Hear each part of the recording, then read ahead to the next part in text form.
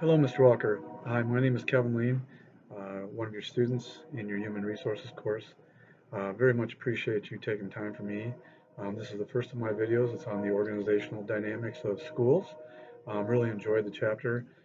So far, the reading that I've done has been extremely refreshing and given me different insights and perspectives that perhaps I didn't have and will really prepare me for my upcoming superintendency in Carroll, Iowa. So I want to thank you again. Much gratitude. First of all, state versus federal was the beginning of this particular chapter. Interesting debate that happens in school districts all over the country. Always we're looking for resources. So, when we can redistribute money to places that are in great need, like South Dakota, where I came from, and like Iowa in many cases, or for specific children that have great need, it's terrific to have the federal government be a part. However, that local control and then sometimes the everyman policy of the federal government, of course, does restrict us and restrain us in how we may use it in the best ways. But I think it's a great tension, and I think the states having the most weight in decision making, and then the local boards, of course, having a great weight in decision making is important. Um, it's interesting with NCLB, and I know the book is a little old, so since NCLB has disappeared in favor of ESSA, but when NCLB came, it really did change the landscape of making the accountability more about success and targets and measurements rather than just opportunity for all students. And that really changed the landscape of school reform. I know in the chapter it mentioned things about reform, and in particular, I like the 4 points of making sure it was a community and that's very collaborative, that there was great leadership, and that technology was utilized to the fullest to have reform really be successful. Um, Admin as an executive rather than a policymaker, I agree with. In particular, that's the format that's been created in all states. However, I would say there's really smart administrators out there who also become part of the policy making process, and they do that by perhaps leading the board to specifics that will help all kids or help the schools be more successful.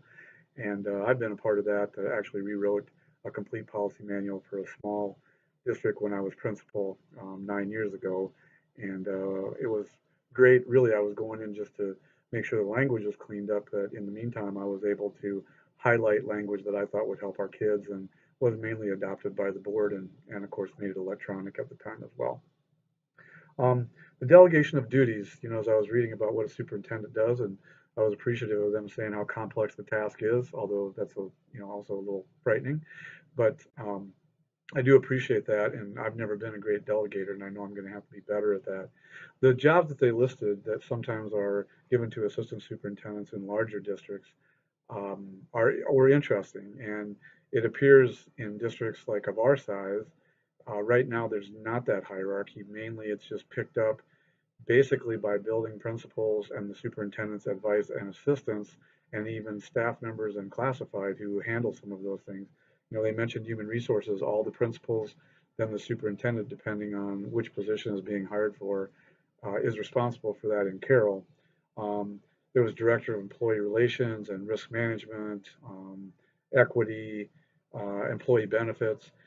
All of those things really are a collaborative process of the admin team in Carroll, and are handled first of all in a general sense, and then that general sense or philosophy is taken to the reality to each one of their buildings. I'm not sure, as I was reading that, I was thinking about whether I would like to reorganize that and really have some people who kind of are in charge, or even committees that are in charge of that.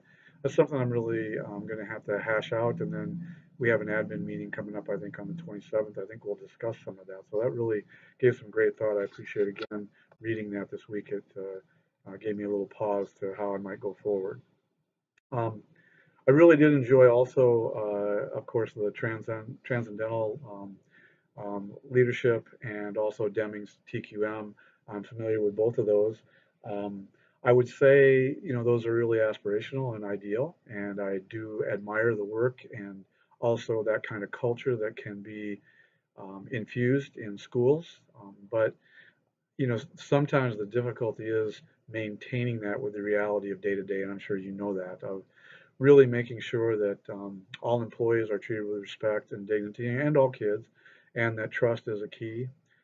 That's a hard thing, and I can tell you that even the discussions I've already had with community members and staff at Carroll talked a lot about how we need to have more trust and more faith. And I think that that becomes a bit contagious.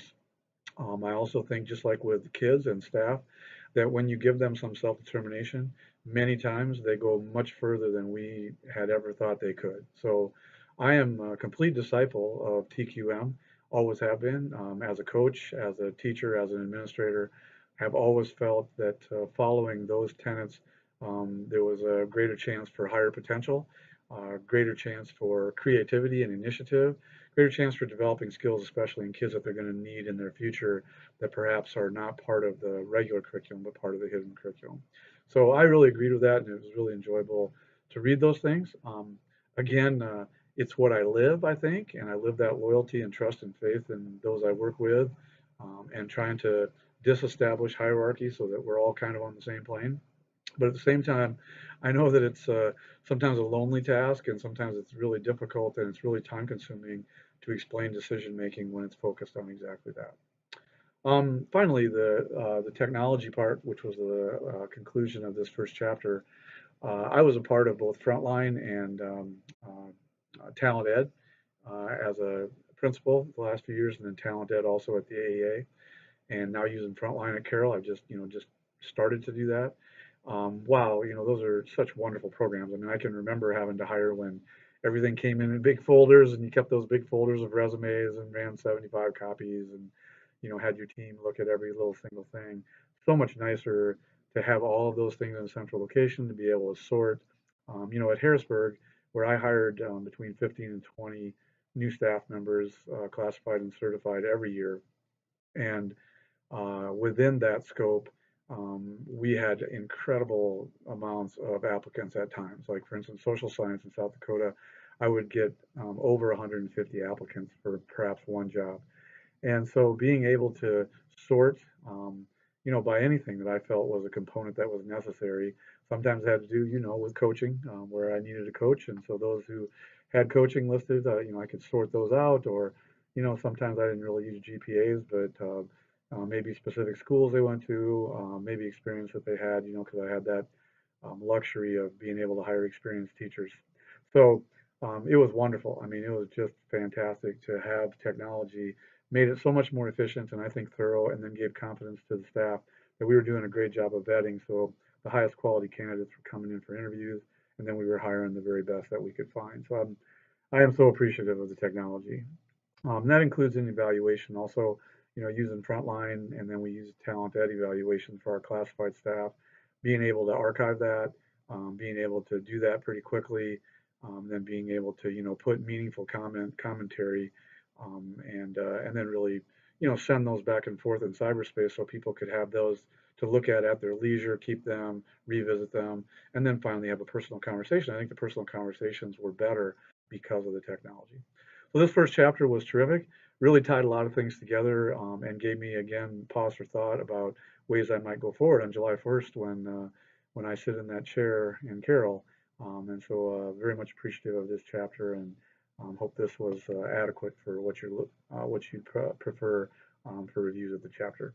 Thanks again, Mr. Welker. I'll get on the second one and send you that soon. I'm going to put this one on YouTube soon and send you the link. Thank you.